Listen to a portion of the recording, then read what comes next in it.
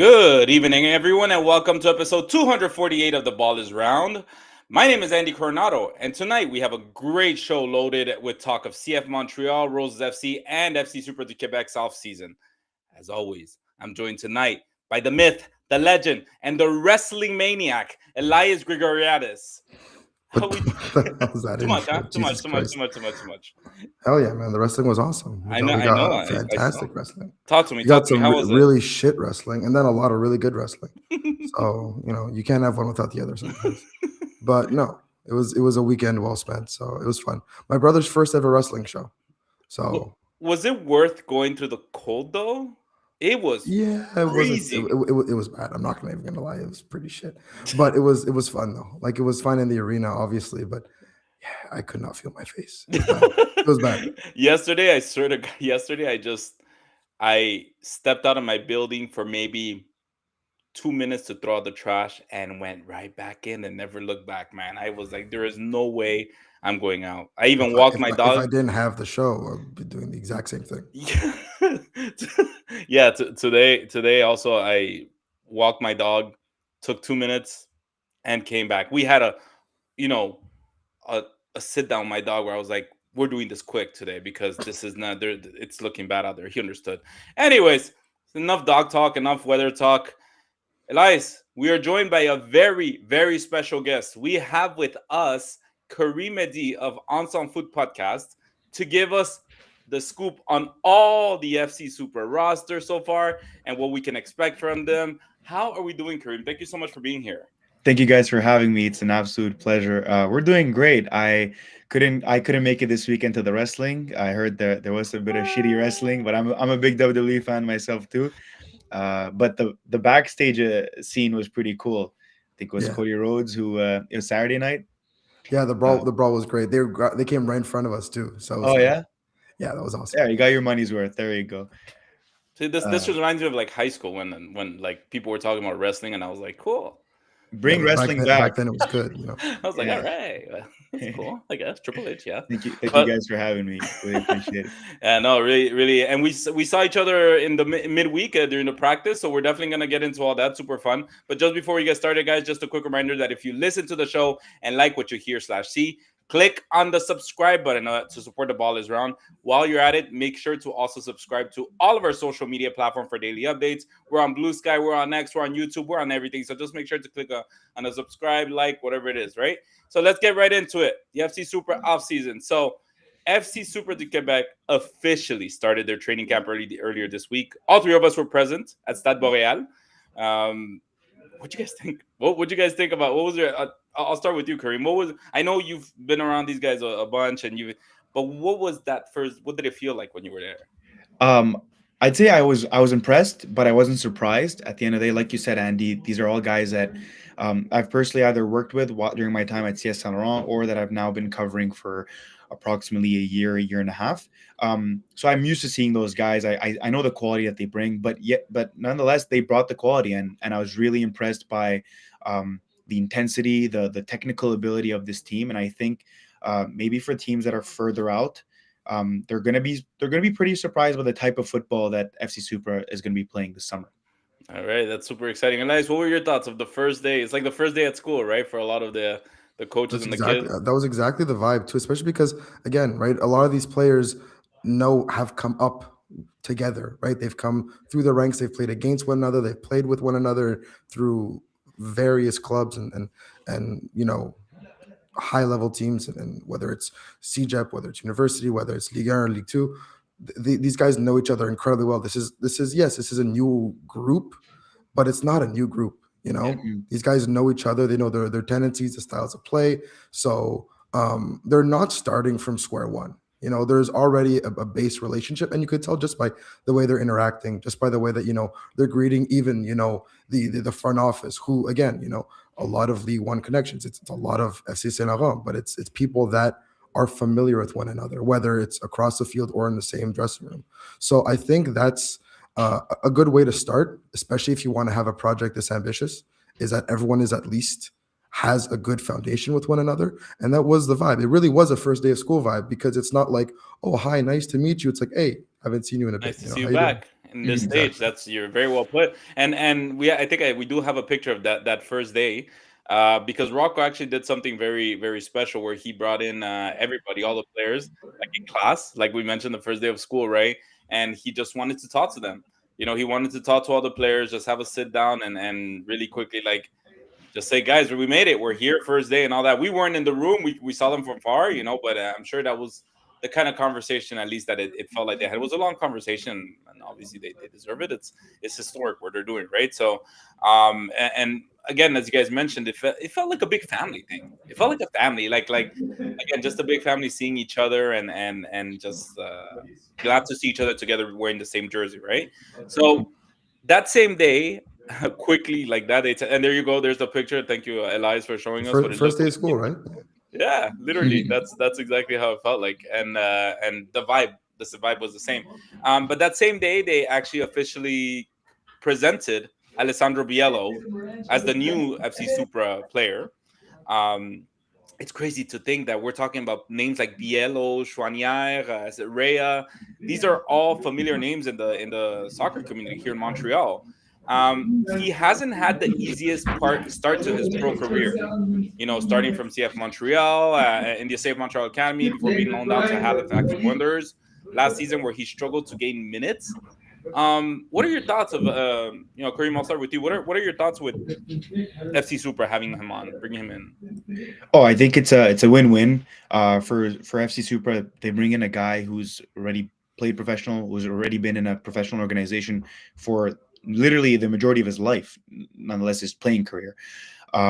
He's a really good guy. I was lucky enough to work alongside him during his first year, first pro season with CF Montreal. He's a very humble, level guy who is going to bring the intensity. Has one of the best football IQs that I've seen, but also is going to be able to now have the opportunity to grow. That's something that they were really hoping he'd get out of Halifax.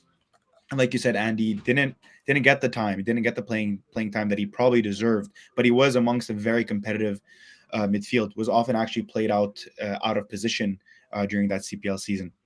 So I think it's a fresh start for Ale. He comes in.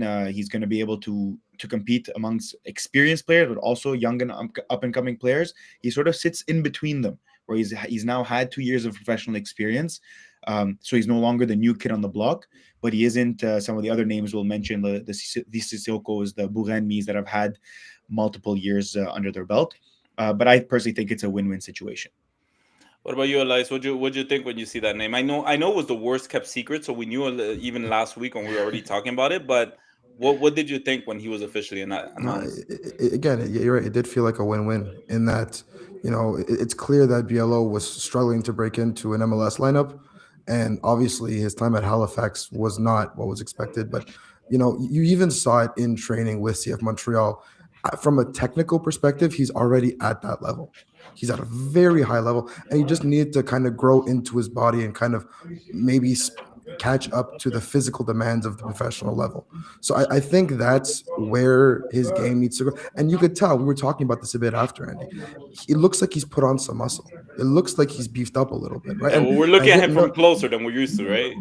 Yeah. Yeah, but from training and it's again, even when we're watching him in training up close, it's not like it's not really the size that was the thing. It was more the way he carried himself.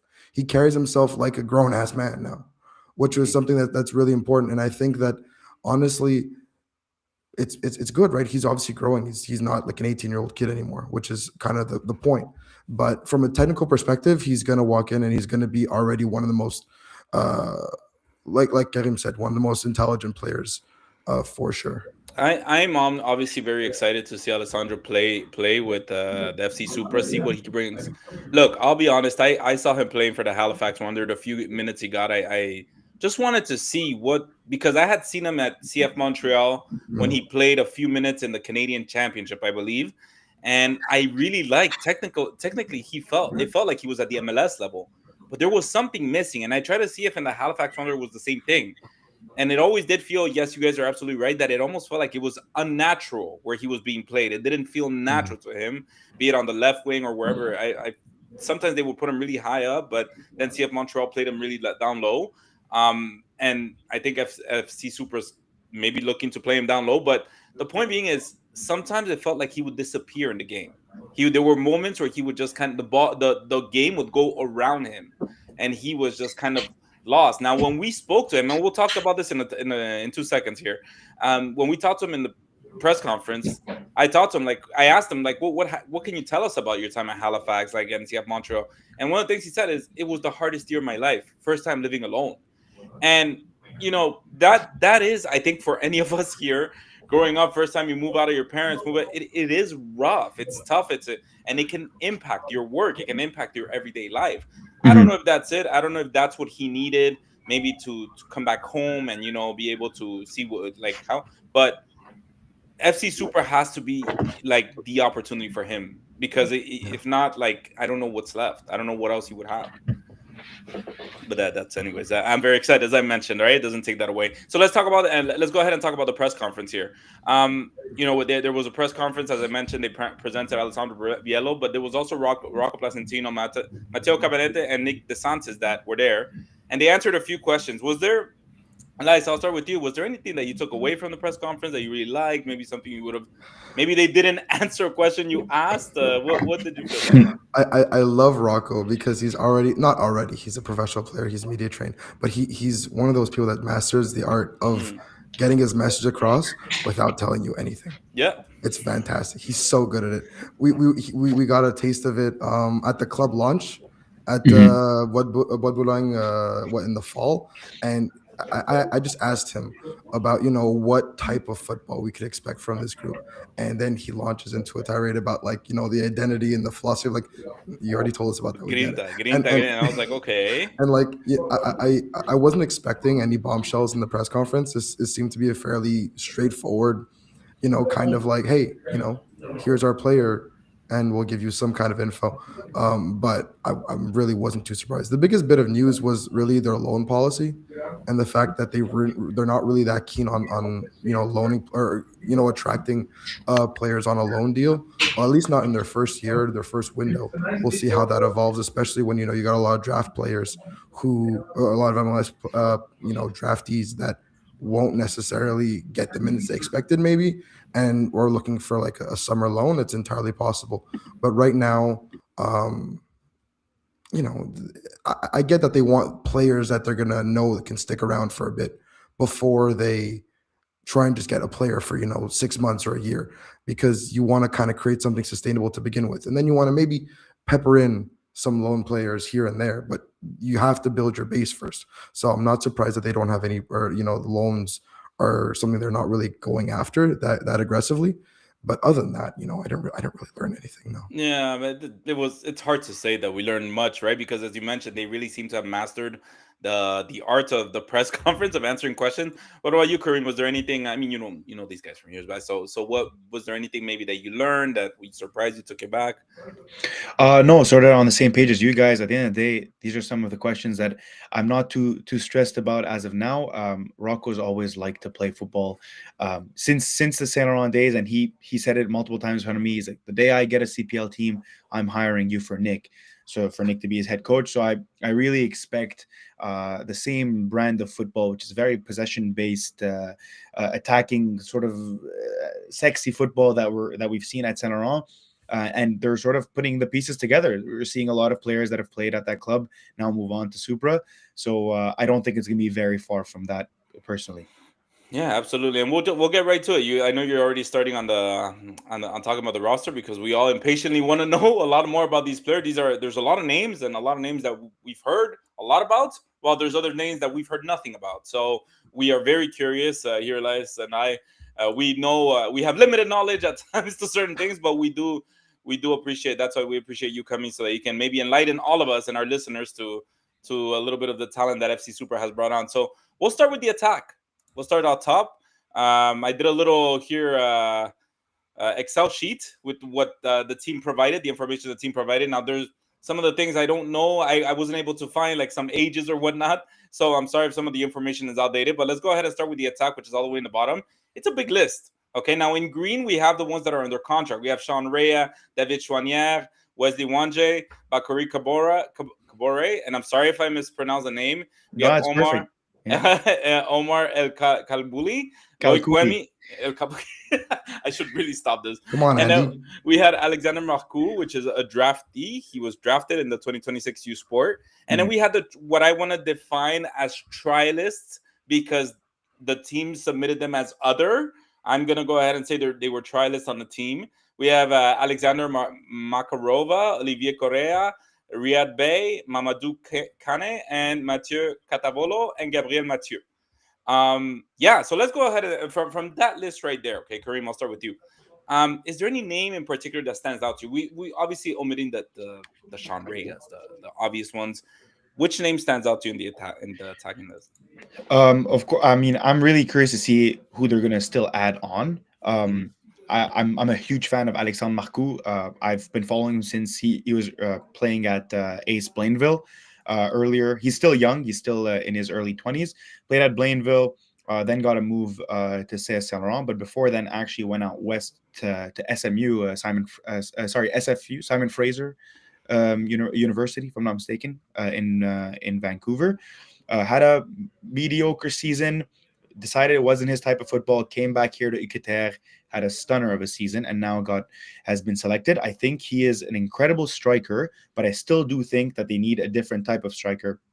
Maybe someone Mhm. with more experience in the professional game that Marcoux could rely on learning for the first year if they decide to pick up his option.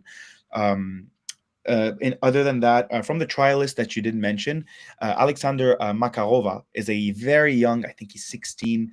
Yep. He's a winger who used to play at the academy of CF Montreal. Mhm. Very Neymar-like player, a lot of flair. Ooh. Had a bit of attitude problems back in the day, and that's why he was no longer at the academy, but rejuvenated his career at Lakeshore with the U17s. Had an absolute incredible season, and then went to play with Team Quebec. Um, Anyways, he's one to watch. That I've also heard that they might sign on a developmental contract. So for him to basically practice with Supra, but play with his parent club, so Lakeshore in this case. That's really interesting, honestly, that they have those kind of mechanism. I don't know the mechanism so far as specific. I think we're all learning as we go. Elias, was there any name that stood out to you in the attack section, in the attacking portion? My biggest one is Omar El Kakuli because he's so fun to watch. I watched him playing futsal. I watched him at UDM. He is a baller in every sense of the word. And I don't know if he's going to start just because you have more established creative players kind of ahead of him in Sean Rea, in, David Chouanier. But having someone like him off the bench, especially later in the game, especially when you're trying to create something out of nothing, he's going to be so fun to watch. And the second that you got the notification that, he signed, I was really excited. He's probably, the best creative player. He was probably the best creative player in RSEQ, if not, one of the best players in the country in his position. And he absolutely ready for the jump to the next level. So signing him, I mean, you have the established players. You have Loic Wemy, you have Sean Ray, you have David Chouanier, you have established attackers that are probably going to be getting into the lineup ahead of him, at least at the beginning of the season. But having young players like this that are just fun to watch, man. Because at the end of the day, that's what you need, at least in your first season. It's like, yeah, you want to be competitive. You want to establish that, this is not some kind of gimmick. This is a real thing. But you also want to entertain people. And El Kakuli is one of those players that is so fun to watch. And he's going to be a rock star, I hope. Just to sort of piggyback off of that, I totally agree with you.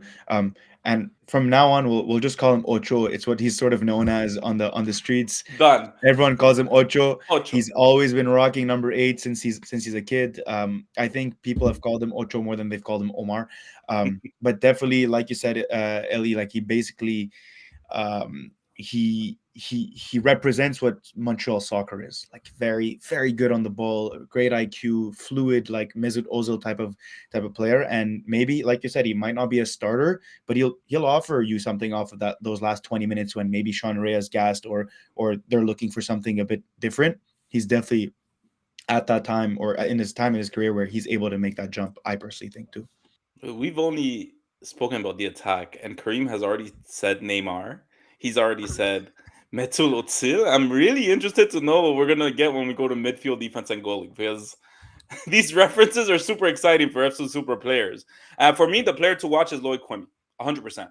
I know, Elias, you said that he's um, I think you used the word that he is one of the established players. To me, I think he has a lot to prove in the CPL level. For sure. But that he's somebody that I know is talented and automatically becomes one of the veterans in the team, in at least the attacking portion. He's 28 years old as David Chouanier, who spent I don't know how long he's been at the CPL level.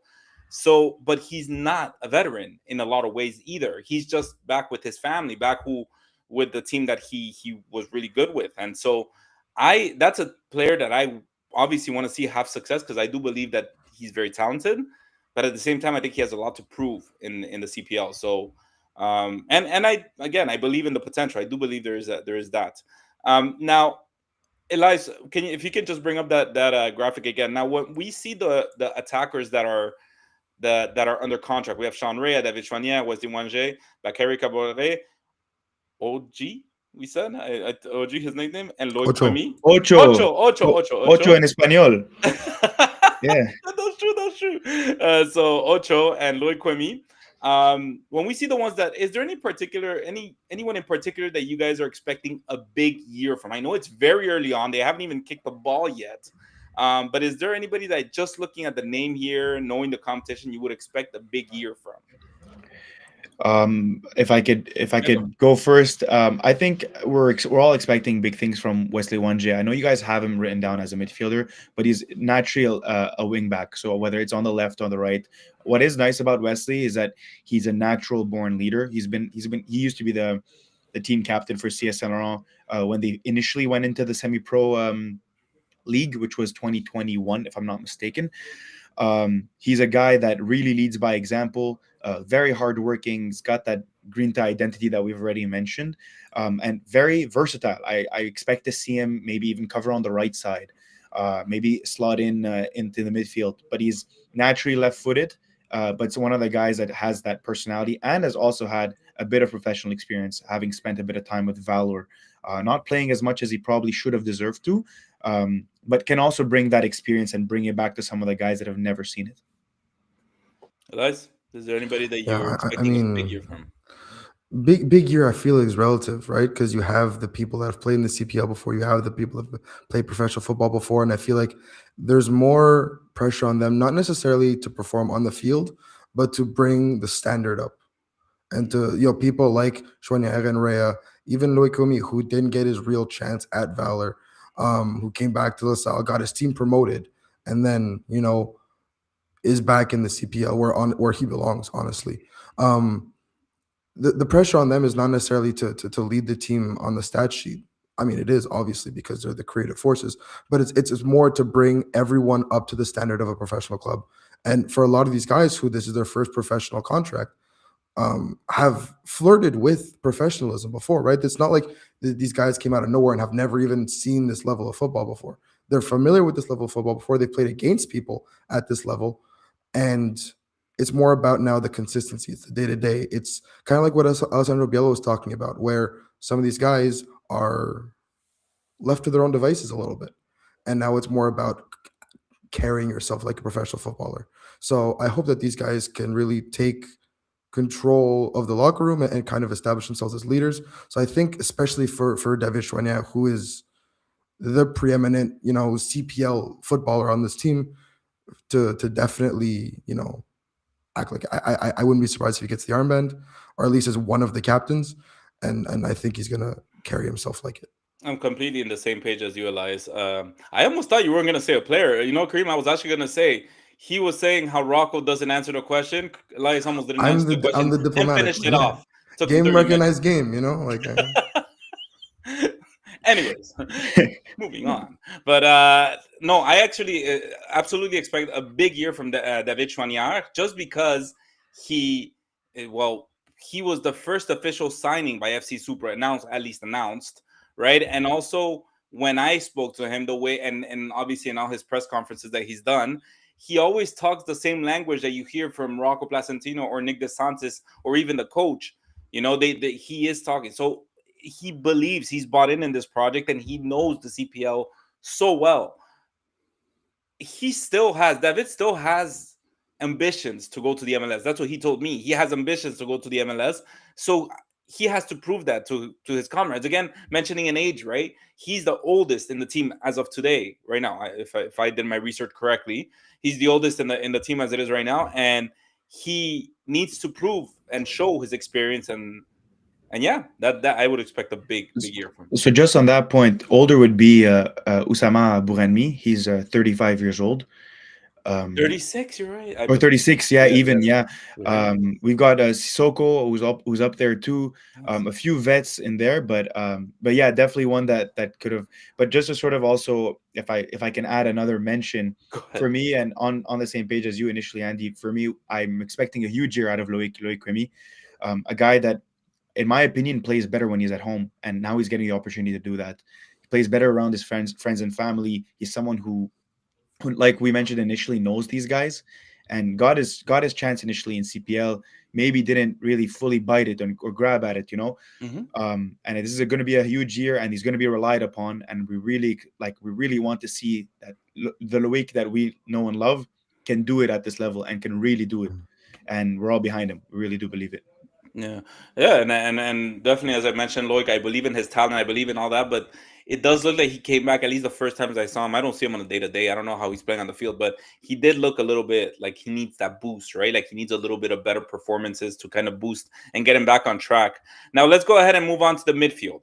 Um, actually, sorry, before we move on, we did have a list of the try list in the attack. Now, is there anybody in the try list part of the attack that you would maybe like to see given a chance with the FC Super? Elias, I'll start with you.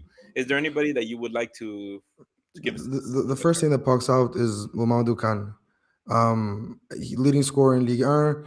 When you look at the lineup of attackers that the Super have right now, the one big gap for me is up top. Right, Loic Lamy, you put him down as a striker. He's also played on the wing. He does a bit of both. He's not an out and out striker. Alex Marcoux is, but again, you need, like, there is more than enough creativity in this attacking core in terms of making something out of nothing, whether it's combination play, whether it's one-on-one, whether it's any way you need creation, you got it. But when it comes to the finishing, that's where I think right now it's a bit thin. And someone like Mamadou Khan, who, what was it, 15 goals in Ligue 1 last year, is a proven finisher. I think would fit in really well. But again, I still wouldn't be surprised if they kind of, if the finishing was a little bit of a sore point, at least at the start, at least until they get kind of adjusted to the level. That's the position that also had the most try list, including with the draft with Alexander Marcoux that was drafted. Besides the goalkeeping position, so that's definitely going to be a position that they might not pick any of the try list, or maybe might take one. Kareem, who would you want FC Super to give a chance to?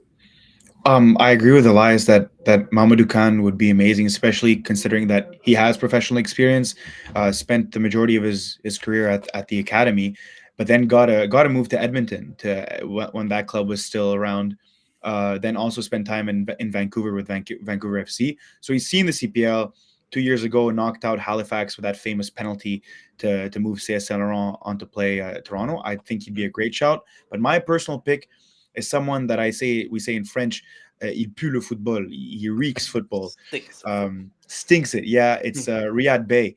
Riyad Bey is another case like Ocho, like Omar Al Kalkouli, where ball to foot, there's no one better. He's the best. He's the best winger in terms of taking on a man.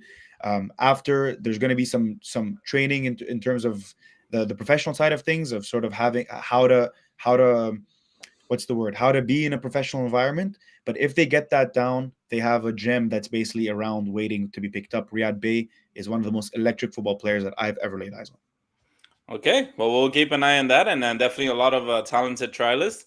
I don't have a pick. I hope whoever does get picked, I'm super interested in seeing them. Again, guys, I'm not very familiar with the names. That's why we have Kareem on the show and Elias, who know that a lot more than I do. So let's move on to the midfield, as I said earlier. Elias, if you could just bring up that graphic, and we'll go ahead and say the names. Please correct me if I say the names wrong. So Abubakar Sissoko, we have Charles Auguste, Alessandro Biello, Usama Bugami, and we have the draftee Kalajolu. So, same questions as we did for the attack. Which Karim? I'll start with you. Karim is laughing at my spelling. No, So, which to be fair, you this was a very hard selection of names. I was sort of like, they really didn't give you an easy one. like I'm writing it, I'm like, damn it, I'm Yeah, gonna have to say this. I'm like, we can go over the names whenever you guys have some free time. so which names in that list stand out for you, Karim? When which name, sorry, stands out to you in that list? Naturally, Usama Bughanmi is someone who any midfielder will learn a lot from. But I'm gonna spend most of my time focusing on Charles Auguste. Charles Auguste is an incredible football player who is very versatile. Just spent a year with CS Saint Laurent, where he was a vital key or vital piece to that team's ability to really play the way they wanted to play. Spent time in the NCAA at Creighton, where he got drafted by the Houston Dynamo. Played there, got some minutes in the U.S. Cup, but also then spent the majority of that year with the second team, the MLS Next Pro team. Um, then decided that sort of chasing that life or being in that loop wasn't worth it for him and came back to Montreal. And now he's getting a second chance at playing professionally. And I think that's where he deserves to be. Someone who's really good both with both feet, has, like we mentioned, played at that level. So I think this is going to be somewhat familiar to him. And a player that also the younger guys are going to be able to, he's going to sort of be the middle step between a Usama Bouranmi who's had 10 years of professional experience. He's going to be that middle guy to maybe take a few of the young guys on their first contract under his wing. So Charles Auguste for me.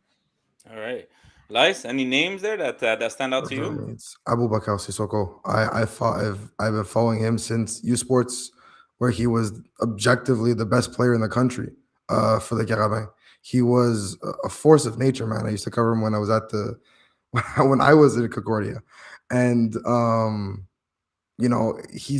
think he's got he's one of the most experienced CPL players at the club right now. He's got 50 appearances for Atletico Ottawa, and he's still got his legs underneath him. It's not like he's there to kind of just be a figurehead, but he's also got more than enough experience to kind of guide some of the younger players, someone like an Alessandro Biello, who will now be operating hopefully in his preferred position. But Abubakar Sissoko is someone that has kind of seen it all when it comes to the levels of Quebec soccer, and then is also, I think, besides David Chouanière, is the most experienced CPL player at the club, if I'm not mistaken. So I mean, for him, when I saw him, I was the most logical midfield pickup. That once this project was announced, I was like, he has to be one of the midfielders targeted. And when he was announced, c'est logique. Like, I was not surprised at all. And I'm just happy because I'm such a big fan of his and how well-rounded his game is. And sometimes you need a bit of a bruiser, man. And he can beat the brakes off of anybody, and then also just keep the ball incredibly well, which is something that, again, like Karim said, is Nick Rizaghi and Rocco Placentino's style of football. Yeah, the name that stands out to me is as we mentioned earlier, is Alessandro Briello. He's 19 years old, coming off of just his first season at the CPL with the Halifax Rounders, where it didn't go well. He's the youngest in the midfield right now as of today, with a lot of veterans, I guess we want to call them, around him.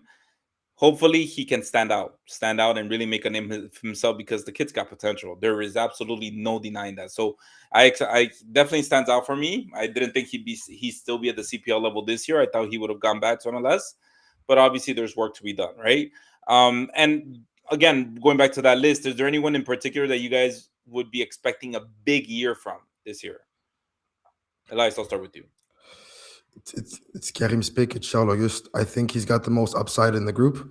I think that he's ready to kind of put his foot down and really establish himself as a force to be reckoned with.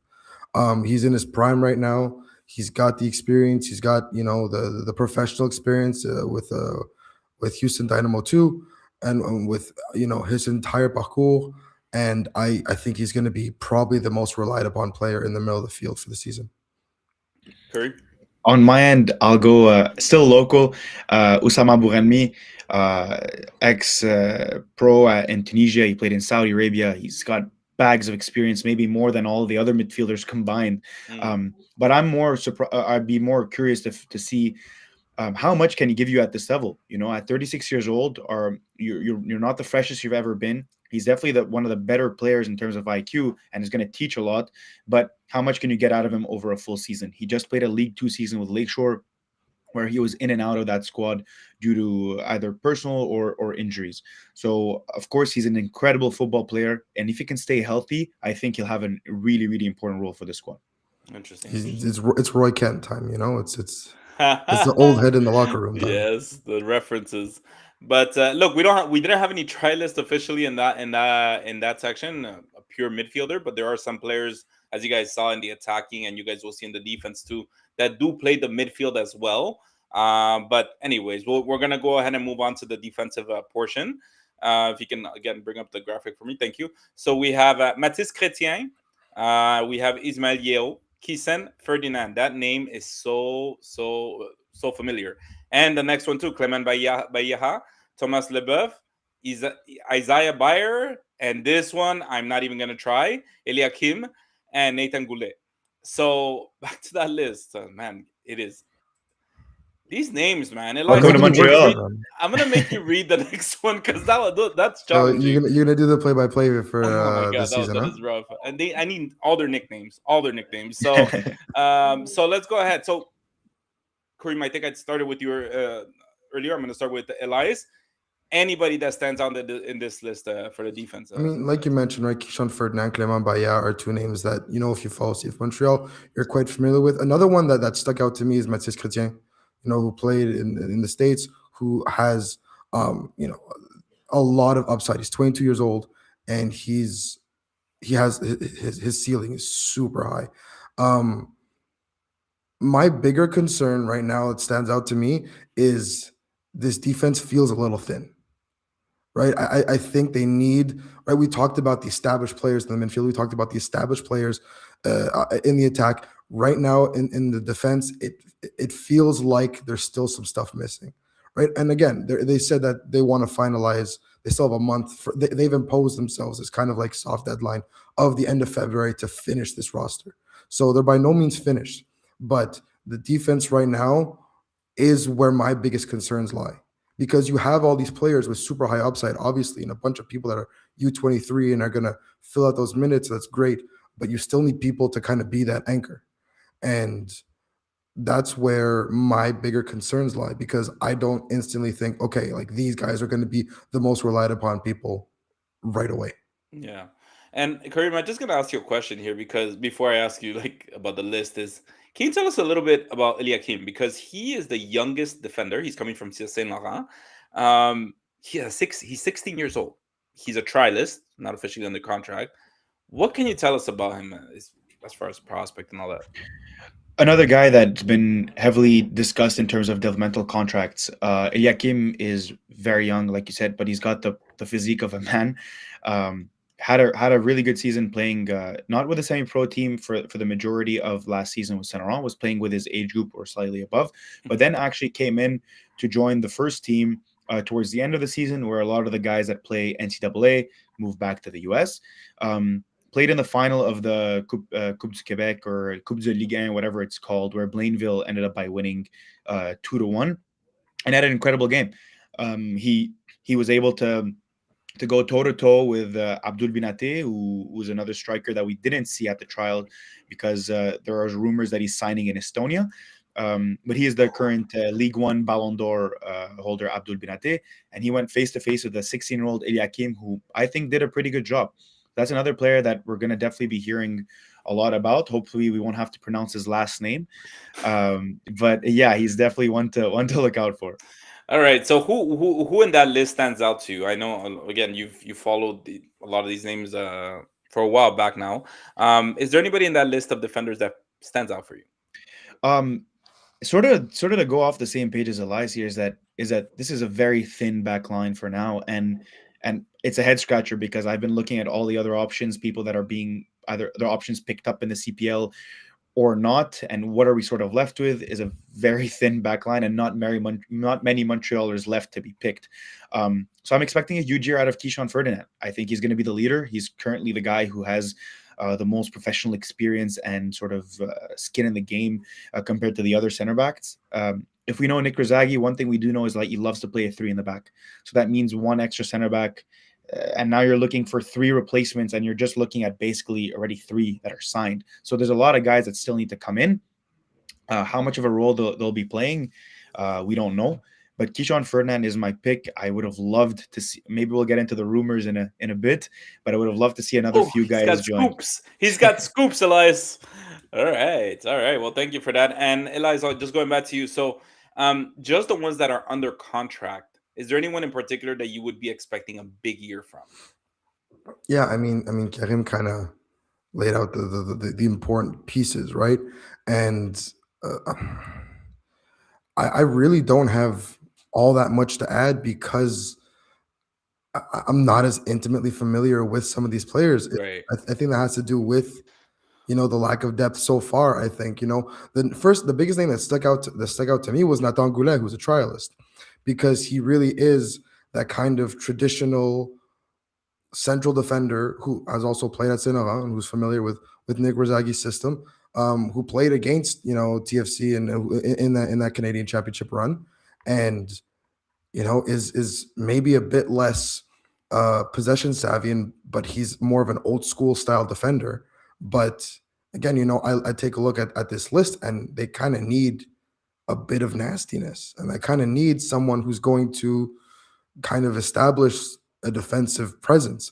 And so that's the biggest name that stuck out to me because again, I'm not too familiar with a lot of the players under contract, at least recently, right? That you recognize Ferdinand and by name, but not necessarily by what they've played lately. So yeah, I mean, Nathan Goulet for me was definitely an interesting sight, an unsurprising sight. I wouldn't be surprised if he also gets a contract.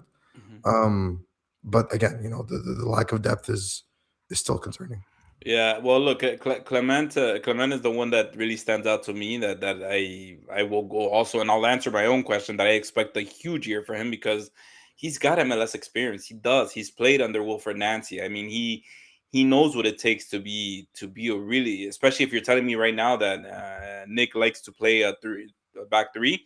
He knows that from his time at CF Montreal, and we're talking about 2022. He's gained so much experience since then. So expect a huge year out of him. I saw that his last team was a team called Thor in Iceland. Oh yeah. So that definitely all that is experience that he hopefully brings to FC Supra to the youngsters. He's the oldest defender as it stands today. And hopefully he brings a lot of experience and to a lot of the younger players. Um, Nathan Goulet is another name that really stands out to me as well as a trialist. Hopefully that they can go ahead and do big things. Um, and just to kind of finish defensive on the defensive aspect, out of all the trialists, who would you like to see given a chance at FC Super this year? Elias, I'll start with you. I already made my case for Nathan Goulet. Oh yeah, you already answered. They, Never they, they mind. need they need central defenders, and you know he knows the group, he knows the system. What about you, Kareem? I'll go with the same. Although Elias seems to have seen a side of Nathan that maybe I'm not very familiar with. Nathan is basically Nathan Goulet is a center mid who's playing at center back. He's technically incredible. He's got maybe the best long ball in League One. He's a guy that is incredibly possession based. Maybe not your get up for headers center back. He's someone who'll basically be a six playing at center back. Doesn't have the greatest pace, but he makes up with it with IQ, and he's very demanding, which is something that I think they're going to want from a guy at center back. He's someone that always is making sure that everyone around is on their toes. And one thing you can't take away from him, whether you like him or you dislike him, he's a winner. He rarely loses football games. And I've been watching this guy for approximately 4 years. And he's a polarizing character. I mean, some coaches will tell you, I want this guy to be my central defender in a back three. And some other coaches tell him, I don't want this guy to play with me. He's not quick enough. He's not athletic enough. So there's both sides of this. But for me, one thing for sure, he's a winner, and he knows Nicholas Rizaghi very well, and the coaching staff with Rampton.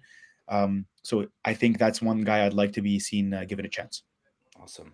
And just we'll finish it up with the the goalkeeping, which to me is a very interesting room right now, because as it stands today, tomorrow might be a different day. Let's see if we can pull up the graphic there. In the goalkeeping position, there's only one player under contract, and there were four trialists in camp. Okay, there's Joachim Mili, um, from UDM. And then we have Jordan Fori, Massimo Schiavoni, Mark Quadio. When I saw Schiavoni, I was tripping out. I could not believe what I was reading. And Makudia Diop. Okay, so Karim, I'll start with you. What can you tell us about these goalkeepers based on your experience?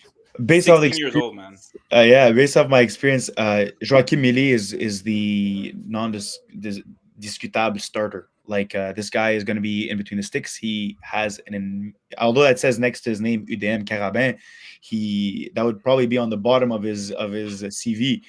He's played in Italy for years, playing in top four divisions, if I'm not mistaken.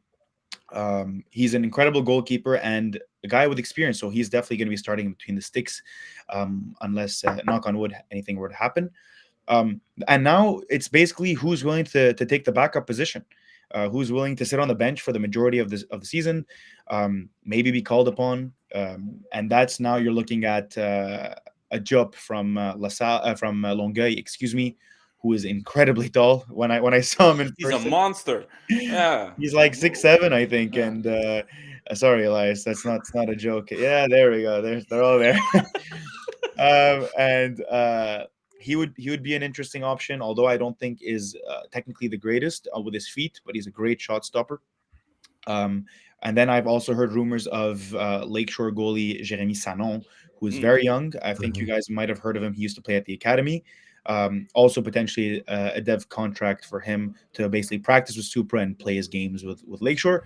But all to be seen. It's all about who's willing to sit in second and third behind Joaquim Mili. That is such a you're absolutely right, Kareem, in saying that it's probably one of the more difficult decisions and offers to make to any goalkeeper, because you guys know in any sport, hockey, soccer, the goalkeeper always, they have a different mind than the rest of the field. They're and you love it. You love to see it because even the most legendary goalkeeper. So when you tell that kind of person, yeah, we like you, but you got to be a backup for the year, it's a tough conversation because, as you mentioned, they all look talented. They all look great. They all look, we can talk about it from the MLS level with CF Montreal, putting talent and say, well, we're not talking about CF Montreal, but these are conversations very tough to be had and very, when you only have one player under contract as a goalie, like you mentioned, undisputable starter, that's great. But now you need to make that next decision. Elias, how do you see this goalie room? What, Yeah, look. When it came out that Ryan Yesli was not going to be part of this project, it was automatically Joachim Mili. Ryan Yesli wants to play for the Algerian national team. He's playing professional in Algeria now. Good luck to him. Um, but once it came out that he wasn't going to sign for Supra, automatically, there's not that there's no one else, but Joachim Mili was the obvious choice. And so it's really one of those non-stories. It's the obvious answer and it's the basic answer because right now it's the right answer. So yeah. yeah. Well, look, it's a pretty simple answer, right? Like if whatever goalkeeper can bring the most experience, hopefully they can fill that room up to also have a little bit more competition. Um, but now, Kareem, we brought you on the show obviously for something, so we want to know a little bit more about this team based on what you've heard. Based on what is the vibe about with the players? About the project, about the philosophy of the game that Nick is going to bring compared to say Saint Laurent. What are you hearing? I'm hearing that it's going to be pretty similar. I mean, some people are making jokes. They're calling it the FC CS Saint Laurent du Québec. I've heard it all. And I mean, running a soccer podcast, you're basically in between those cracks all the time. It's going to be a very similar identity of football. It's going to be guys that are going to want to be possession based. They're going to want to show their flair. They're going to attack you. It's not going to be Stoke City whipping the balls to a tall striker. It's not going to be Burnley soccer. It's going to be very much like tiki taka type of thing. And then obviously there is going to Saint Laurent have always been notorious at gaining possession and trying to isolate their winger with the opposing fullback. So there'll be a lot of moving the ball around in the middle, and then suddenly a ball out wide to, in this case, maybe a Loic Quimi, or on the other side, a David Chouaner or a Bakary Caboret, and let him cook, just let him sort of take on his man, see what he can create. And it's a lot of guys rushing into the middle. We're going to see very nice football. Personally, if I could recommend to anyone, I would be there week in, week out, and I will be there week in, week out, because it's going to be some, you don't want to miss football. Mm. And what is it like? Because we talked a little bit about rumors and all that, but I mean, what are like how are the players feeling right now about FC Supra being part of the CPL, knowing how the rest of the league goes? Maybe they've been speaking to a David Chouanier that's been there for so long, or other players like Sissoko that have. Like, how are they feeling about the experience from moving, from being semi-pro to, hey, we're professionals. This is our job now. Mhm. What have you heard from that impression? From just speaking to a few of the guys that are on the team, there's there's an air of confidence. I mean, a lot of these guys that have played at CS Saint Laurent have beaten a CPL team themselves. They've done it themselves without the resource, without the practicing every day and the unlimited physio and the none of that stuff. They've done it themselves, so they know what it's like. They've been there. And for CS Saint Laurent, they're actually going back this year to do it again, right? Yeah. They've got Inter Toronto to face in the Canadian Championship. So a lot of these guys are, yeah, really good squad. They've just brought on a few guys too. They're gonna be hard to beat. Into Toronto, that's what I'm talking about. But yeah, I think a lot of them sort of feel like, sorry, my cat's making noises. A lot of them are feeling incredibly confident, and they know that the guys around them that are coming in are going to help them out. That's good to hear. How about you, Kareem? How are you feeling about this squad now going into the CPL? Do you feel that they have a shot? Do you think it's going to be a hard year? Do you think that they're going to take this league by surprise? I know we don't have the final roster yet. But what's your feeling when you see this roster and the way you hear the talk around the building and all I think, like all of us, I'm incredibly biased, and I that? know these players really well, and I've been following them, and I can tell you more about them than I can tell you about my like some relatives that I have on my family. So I think for me, I think they're going to do incredibly well. Mm, I've seen the talent, I've seen the coaching, I've seen the sporting direction. I think they're going to have an incredible season, but I also think it's going to be a bit of a shock factor, because if you're from Vancouver, if you're from Alberta, you hear about the signature of Ismaël Yeo or a Mathis Chrétien, and you're like, who are these guys? yeah, And I think vice versa would be the same if we're here from Montreal and we heard that a Vancouver-based team signed John Smith. I don't think we'd react necessarily. yeah. There's going to be a shocking or a surprise factor that maybe the league is going to need a bit of time to adjust to. I think personally, Rocco was not a madman by saying that his team is going to make the playoffs. I think they have a good shot at making the playoffs year one. All right, all right, all right. And yeah, we're definitely trying to. That's definitely the message you keep getting week after week at press conferences and practice. The message is the same. Their standards are high for Saint Laurent. Elias, I'm sure you've heard it too. I mean, it just seems like the message is just the same. It hasn't changed. Yeah, you carry yourself as a professional football club. You're not showing up to kind of be Be there. there and then be Yeah. whatever, right? Especially if you have an ambitious project. Of course, your standards are going to be high, and of course, you're going to want to do well. I think playoffs is not ridiculous, but definitely is going to be a demanding a demanding task. But I definitely like people are like, oh, this team's going to finish last place. No, if you haven't seen the players, just say you haven't seen the players. But this is not a team that's going to show up and get smacked every game just because they haven't played professionally in 2 or 3 years or whatever. This is a team that's going to surprise a lot of people. Ça va faire rêver. Ça va faire rêver un Okay, peu. okay, okay. There we got it. We got the quote right there. Kareem, look, we know you're a busy man. Like he's got guys going, people going into his room, waiting for him. So we're not gonna take any more of your time. Before we let you go, any scoops, anything you got to give the people that you may have heard around the hallways about what may be going on with FC Super that you can let us in on? Well, initially, I thought that the FC Super were going to sign Nassim Mekidesh from the Halifax Wanderers. He's gone and signed in Algeria, his home country. That's one piece I really personally wanted to see. Now I'm really I'm creating or the hype train for Jefferson Alphonse to maybe come back from the Yeah. Halifax Wanderers. Left-footed center back; those guys are worth gold nowadays in football. Um, it would bring in a lot of experience and help, like Elias was saying, a really thin back line. Then let's look up top. I mean, you've got options. You've got a Marc Alexandre Happy Emaga who recently came back from the Middle East after a failed transfer. You've got a Owen Graham Roach who's not getting minutes at CF Montreal that could be who's in a grown man's body who could be a great addition He's a big right boy. off the bat. Yeah. There's a lot of guys that I want to see there. But I'm not sure are going to be there, and I don't want to get myself in trouble or anyone else in trouble. You also don't want to get your hopes up, you know? Like it's Exactly. Also, that, Yeah. yeah, But look, I did better ask worded than me. I did ask Rocco at the press conference. I asked him, I was like, "Hey, is the CF Montreal thing dead? Like, are you guys still working on stuff?" And he gave me a very Rocco Placentino answer where he was like, "It didn't work now, but it might." So I said, "Okay." That left me with nothing. So Yeah, I guess indeed. that's my answer. So, but yeah, no, it'd be nice. Like you mentioned, Owen Graham Roach. We've seen him play at an MLS level. He is a big boy. He's only what 17 now. Okay, when he was signed, he was 16, but he's a big boy. He can play amongst the but yeah. definitely needs more playing time. So 100%. we'll see. We'll see. Okay, well, look, Kareem, thank you so much for joining us tonight. We had a blast learning about all this. Please, before we let you go ahead and plug in. Where can the people find you?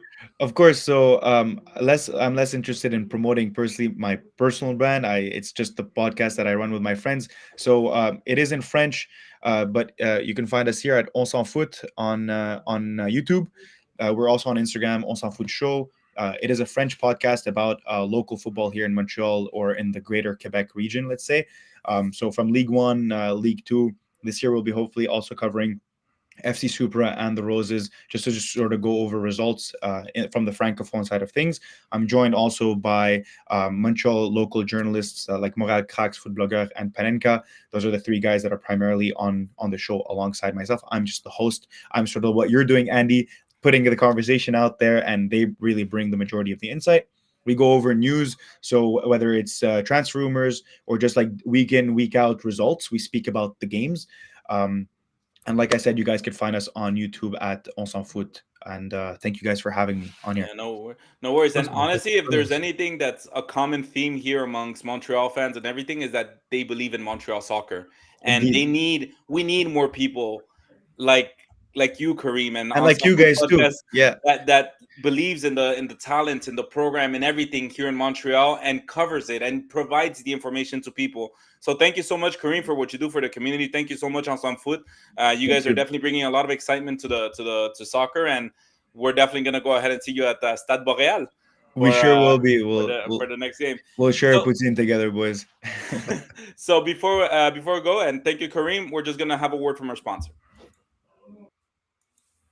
Hello, the Ballers Rounders. This show is sponsored by AR Design. I can tell you that in my case, as you can see in my background, I need some change. This is why I reached out to wait. I mean, my wife reached out to Allison from AR Designs to bring some change in my space. You can't see it now, but over the next few weeks, this room is about to get a little funky with the way it looks. I thought Allison will come to my place and turn the place upside down right away. But before changing anything, she made sure to really understand what my vision was for our place and what budget we were working for. And based on that, she gave us some advice and some ideas as to what our place could look like in the future. And that's when we knew that we had reached out to the right person. Like a soccer team working together for the perfect goal, AR Interior Design coordinates every detail of your interior design project so your home comes together beautifully. From concept to final touches, Allison makes sure every element works in harmony. Visit ardesign.ca today to see her latest interior design project, or follow the links that you see below me on her Instagram, email, or the website, or you can just find the links on the YouTube description. Thank you, Allison. Thank you, AR Design. Finally, man. Finally, after all those, you know, times that I've shown that sponsor message, there actually is a change. There's a TV It's behind all me. coming together. One thing every 3 months is gonna get changed in this room. Baby steps. Baby steps. All right, man. Well, look, it was awesome having Kareem, man. Honestly, like just the amount of knowledge that he has from FC Super is just impressive, and guys, just like you our listeners, we're learning a lot about this talent, but there's people that are doing the hard work and already know the talent and have seen that talent develop, and that's why, as I mentioned in the air, we need more of them. So, just to finish the show today, we're going to talk a little bit about CF Montreal because they started their training camp in Spain this past week and already had their first preseason game against the team Slovan Liberec, which they ended up losing 3-2 with goals from Hennady Sinchuk and Sunusi Ibrahim. Your boy Sunusi Ibrahim Elias, the forever That's Canadian yeah, champion. that's definitely a name that uh people are gonna remember for a while. Maybe not necessarily in the best of contexts, Yeah. unfortunately. But you know what? He's still my Canadian championship goat. I don't care what people say. He still killed it. Tied leading scorer in Canadian championship history. So you know what? I don't care what people say. He's earned his flowers in some capacity, for better or for worse. And sometimes things don't work out. That's football. Yeah. It happens. It happens. I don't know what his future holds. Hey man, maybe Marco Donadell in his second year finds a way to get the best out of him. I don't think it's gonna happen. I think they're hoping to get some value out of Wouldn't that him. be something? It's a preseason game. That's what I want to know. Does it matter? Now we'll look at the lineups in a bit. I just want to know: does the fact that we lost 3-2 No. in the first preseason, does it matter? Is it something to be worried about? Excited Hell no. about? This especially against a team in mid-season form. Bunch of new players together. No, this does the result doesn't mean anything. I wish we could have seen more of the game.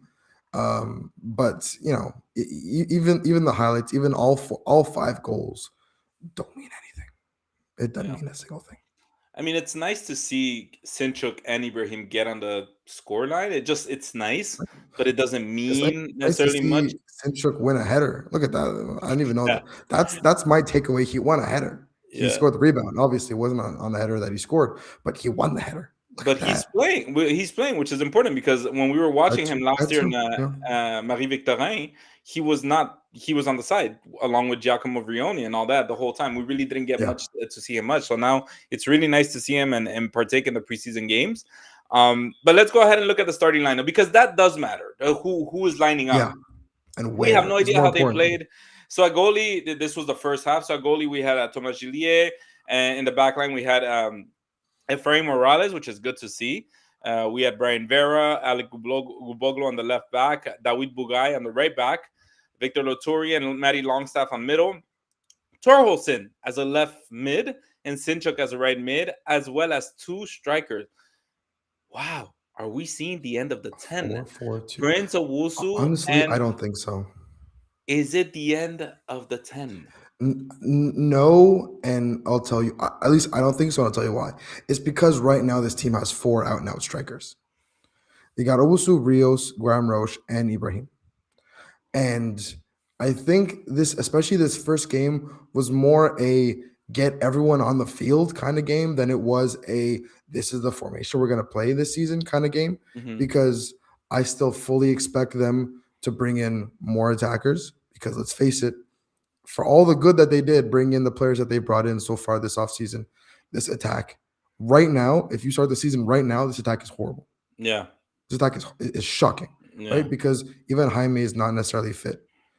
And from then on, it's thin and it's unproven and it's a disaster waiting to happen. So I think they're going to bring in more attackers, which means you're going to get Escobar in the midfield. You're going to get Sinchuk in that 10 position. You're going to get people in more centralized position, whether it's Escobar, Ivan Jaime, or Hennady Sinchuk as that 10.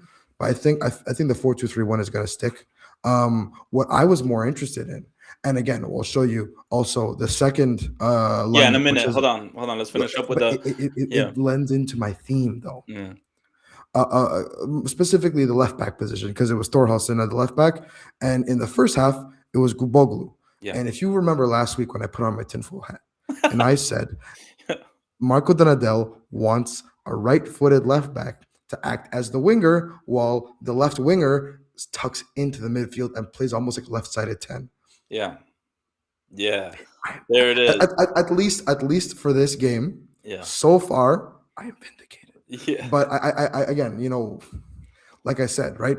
just they're playing a 4-4-2 right now, so formation doesn't really mean anything. But I think the tendency to have in both situations, again, Luca Petrasso is not fit. That's why he wasn't playing. But they didn't put Brian Vera on the left, at left back. They put him center back with Efrain Morales, which is a very interesting partnership, I might add. As your starter, that's a very interesting partnership that he put together. I think it's going to be very fun to watch. Yeah. But the fact that you on both occasions you had right-footed left backs is very telling, and I genuinely think that this is the way he's going to go. Yeah, yeah. I think it was very interesting to see Guboglu there. Um, Honestly, what stood out to me is that Gilly is still starting. If it's a starting lineup, we might He's be the very starter. far from that. Um, It's also Sirois just coming back from a knock, right? That's why Breza yeah, was in that I, second half. but there's so much to read in between the lines here, where it's 100%. like you're watching him Marie Victorin, and you see him, and it doesn't. I don't know, man. Like we you want to believe what they say, but there's so much to read right now.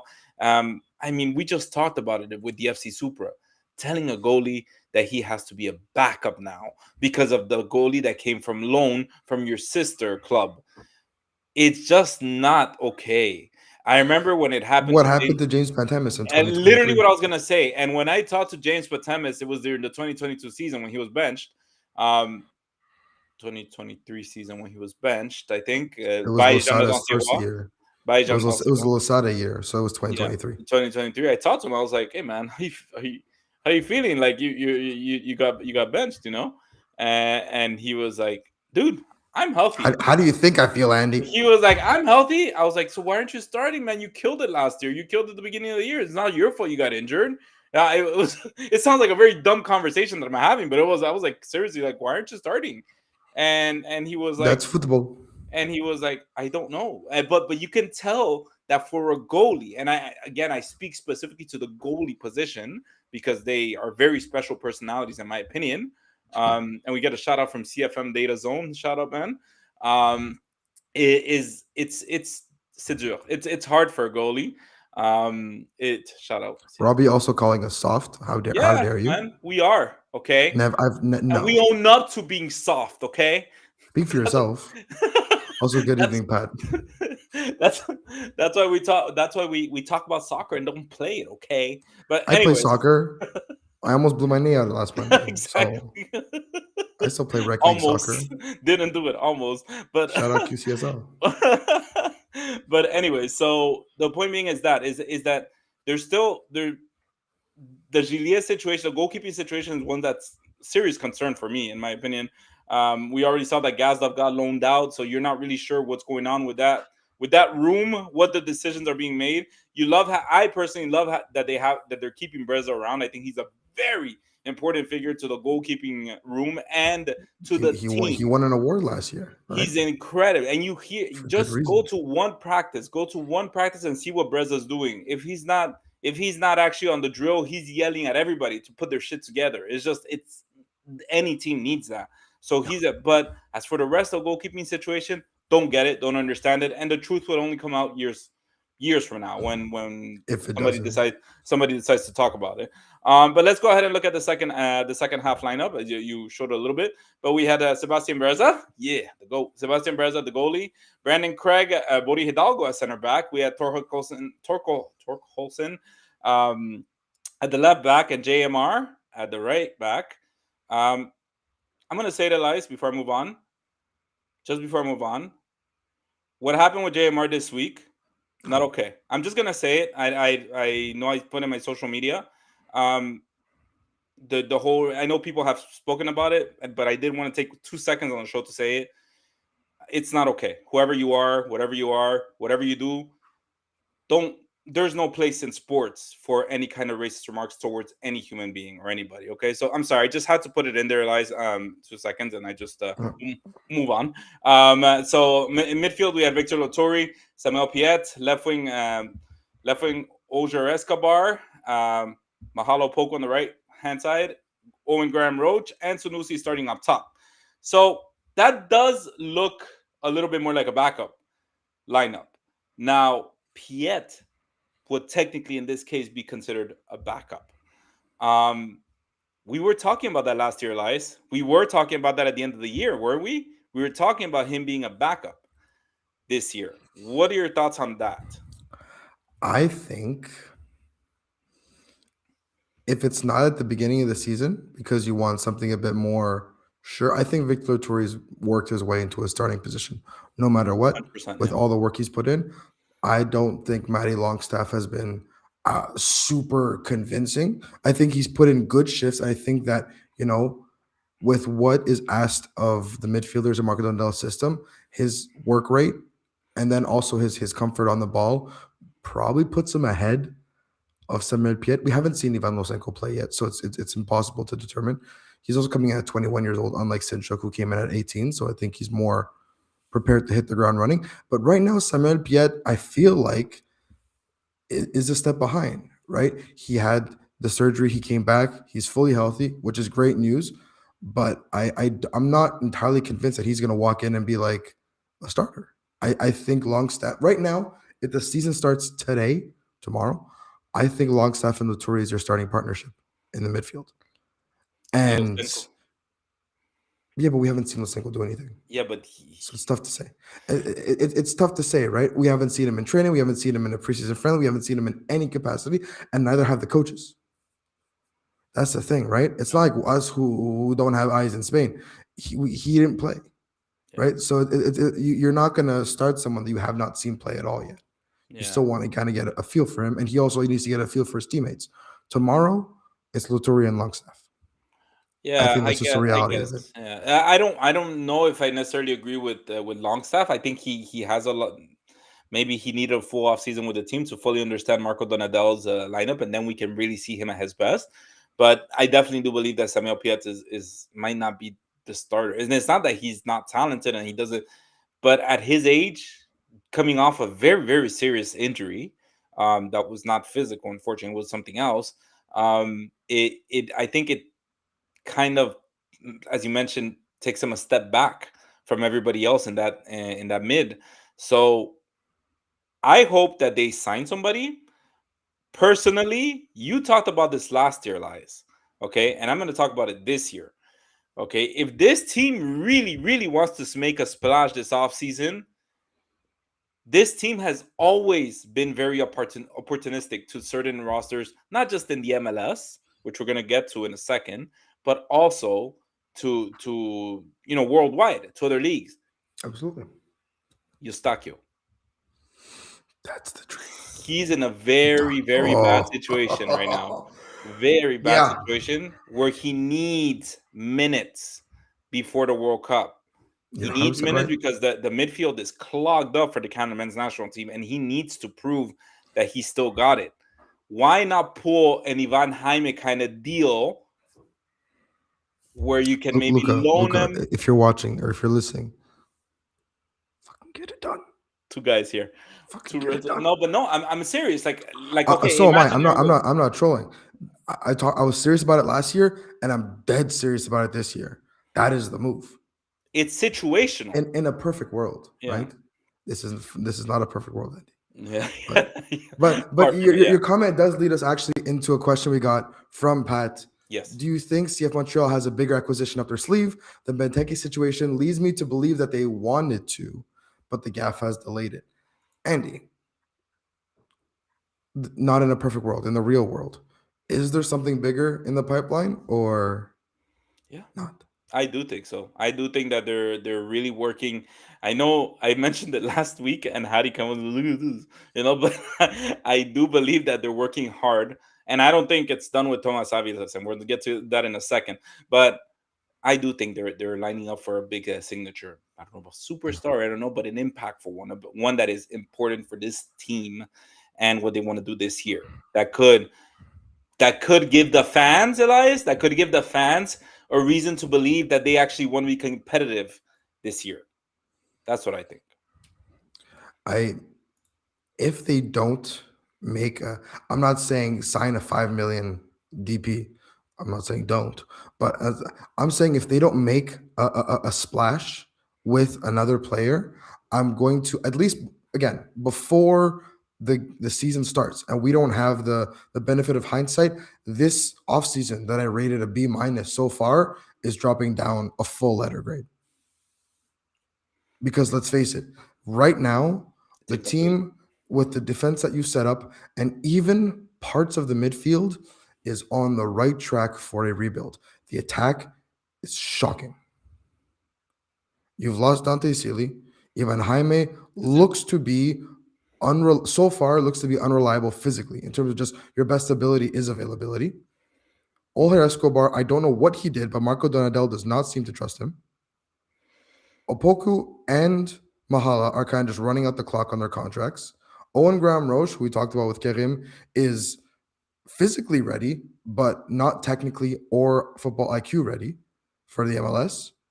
That leaves me with Hinadi Sinchuk, who also was not physically reliable last year, and Prince Owusu, who was the only reliable thing about the attack last season.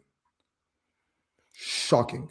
Yeah. Well, look, I'll They, tell you what happened with I need at least a decently sized signing, like a big splash signing, and on top of that, I need at least two more depth signings. Yeah. Yeah, I get that. But I'll tell you what happened with Olger Escobar, okay? Because I think we know this at this point. Marco Donadel likes his players to be an engine the whole game. They like to run and run and run, never stop. And the problem with Olger Escobar is that he runs a lot, but he also gets tired quickly. So Yeah, he'll disappear games. And we it's saw the true. same thing with Owen Graham Roach. He can run, he can do the things. You mentioned a little bit earlier, with his technique, he's a little bit maybe behind, but physically he's okay. I don't know. Physically, I think he needs to catch up to the level of the MLS and quickly in order for him to be able to be impactful. But but at this point, Oger Escobar, I think that's what's really impeding him is his the physical ability to be able to play a 90 minutes and play them at a high level. So that's as far as the attack, I agree with you. I know I mentioned the middle, but to me, I think when we talk about the year 2023, 2024, 2025 of CF Montreal, the midfield has always been an issue. Injuries or not, Elias, midfield has always been an issue. They Yeah. haven't been able to connect an awesome back line with George Campbell, David Bugai, to the front with a Joseph Martinez and a young Hernandez. They haven't been able to transition that well. And it's not necessarily one individual that was terrible or another. It just did not work what they had Yeah. there. So there was no game changer midfield that actually, took on the role. And I think over the past seasons, as good as Samuel Piet has been at times, he's also been depleted by injuries lately Mhm. these past seasons. So we can't call him a reliable player anymore throughout the season. I'm not talking about when he's on the field. I'm talking about in general throughout the season. He's not reliable. So the reason why I mentioned even Steven Stakio when we talk about the midfield is because that's where I think you can give me the best attack and the best defenders, but if there's nobody to connect between the two, then we're gonna No, you're it's right. gonna be a long season, like so it's that's where I think that they need to really splash the cash this off season. Pat with an incredibly funny comment. We can't start the season without a DP on the field. Do you know what club you're at, sir? Do you not know what goes young on DP, here? young DP, young DP, young DP. No, he said without a DP. Any DP. Do you? Yeah. You've been a fan Do for a you long listen time, to the Pat. press conferences? You've been a fan for a long time, Pat. You know damn well they can start the season without a designated player. You know damn well And don't that say it they're out loud totally okay with it. because Lucas Saputo will be like, "Hold my beer," So No, you know damn well they could do yeah, that and yeah, not blink it, not bat an eye. But no, yeah, I agree with you in that they shouldn't, but whether or not they can't, yeah. I don't know. Well, yeah, hold my beer. yeah. That's a good one. So let's finish off the night tonight with one last thing. So CF Montreal announced the incoming signing of Argentinian defender, 21-year-old Tomas Aviles, on loan from Inter Miami FC. The relationship continues. They're still The doing pipeline is inter alive. inter, change with Inter Miami, right? What are your thoughts when you see this pop up in when Tom Boger scooped it? I think it was a Thursday night or something. Yeah, What were your thoughts that when you was saw that? completely out of left field, honestly, because I thought that they had kind of sorted out their center back situation. You had five and five solid ones, and I was okay with that. A sixth especially a guy that's coming in on loan, 21 years old, lots of upside. He's a bit reckless, but hey, you know what? Sometimes you need a little bit of spice. We've But seen it no, before. We've in seen in all seriousness, um, it's I think that a 21-year-old with lots of MLS experience, left-footed, which is also again, I kind of like what we talked about earlier, worth their weight in gold, no matter the level. A good left-footed center back is worth his weight in gold. Um, if he can kind of keep the whole wild card aspect under wraps, I think it's a pretty good loan move, right? I don't know what the separation is going to be in terms of how much CF Montreal pays versus how much Inter Miami pays in terms of salary. But if they can get an agreeable rate on that as well, then I say, yeah, hell yeah, good business. Yeah, and I honestly, I I was just as surprised when Tom Boger dropped it. I was like, "What is happening right now?" The biggest concern to me is what's going to happen with Brandon Craig, because Brandon Craig was a trialist last year and he played a lot, but he played a lot due to situations, Yeah, not because necessarily he's the most talented defender in the defensive field. He even played a little bit of defensive midfield at some point, but what does this mean for him? What does this mean for, say, a Jalen Neal that's often injured, right? That because I'm sorry, he's unfortunately earned that label so far with CF Montreal, an often injured defender, right? So yeah. as talented as he could be, He didn't but play again in the friendly, right? So there we go, and I saw him at Marie Victorin in one practice, and he was limping at some point too. So it's kind of we mentioned it last week with Hadi. I felt like this offseason every signing made sense. It was a statement. Every signing, and also every player that they did not action the option or traded away or whatnot, everything made sense. This signature, this that happened makes it a little bit to me like the old CF Montreal way of doing it, where they're jumping on situations that are perfect, where teams are literally handing you a player like, we can't take it.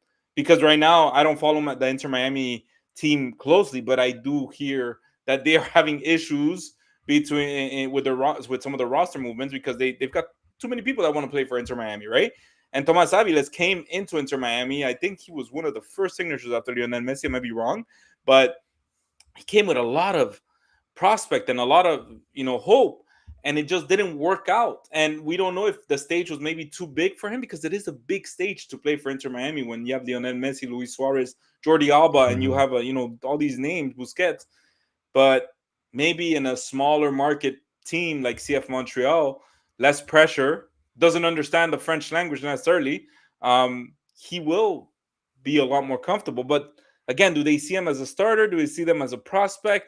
Is the loan just to like, hey, in Miami, I scratch your back, you scratch my back at a later time? Like, what is this move? So confusing. I haven't said that in a bit for this team, but it was a confusing move for me, that Thomas Avilas. I don't know. I don't know if and I don't. I hope I don't. They don't have any more confusing signatures this offseason, but more splashes. As always, Elias on Mondays after the show's done. Exactly. But yeah, speaking of Monday, so thank you to everyone who joined us today. Thank you to Karim who joined us. We hope you enjoyed tonight's show. As always, the podcast will always be free to listen and watch on all of our platforms. Make sure to check out our Patreon page for exclusive member content and all of our social media platforms for more content. And follow my account as well as Elias's account for daily updates. We're on X, we're on Blue Sky, we're on Instagram, we're on Facebook, we're on everywhere. All right, we're on YouTube. So subscribe to all that. Big shout out to all of you who joined the Patreon and followed us on all the social media this week. And then again, thank you again for all of you who tuned in tonight. Stay safe during this winter storm, and see you next week for episode 249.